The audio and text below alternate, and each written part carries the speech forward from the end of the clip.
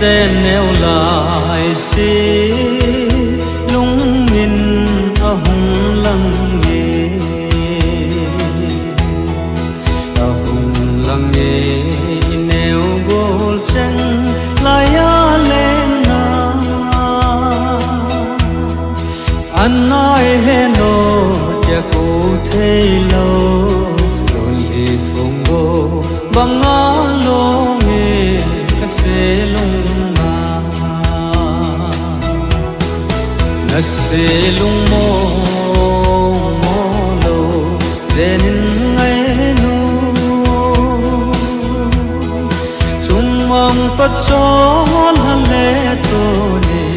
ki hei jin tin ba bang hung le ange ngai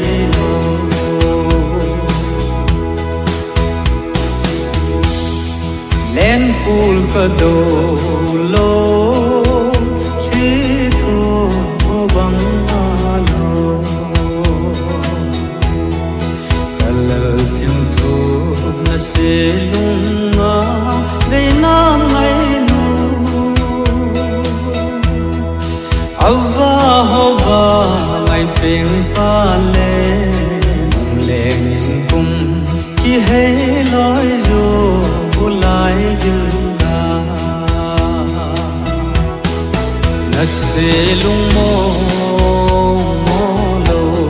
denin ngai nu chung mong pa chol le to ni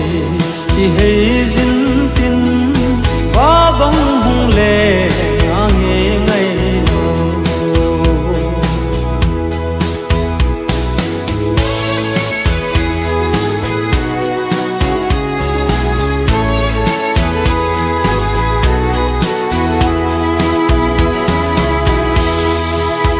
mang lệ ca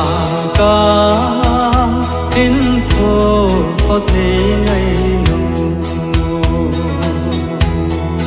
nàng lâu sẽ lung muôn nàng lâu sẽ lấy ya hình khen bôi tên này na thêm thu cả kia đó in xuân xót thấy là oi oi gì na se lung mo lo denin ngai nu chung mong pa chol le to ni ki hei jin tin ba bang hung le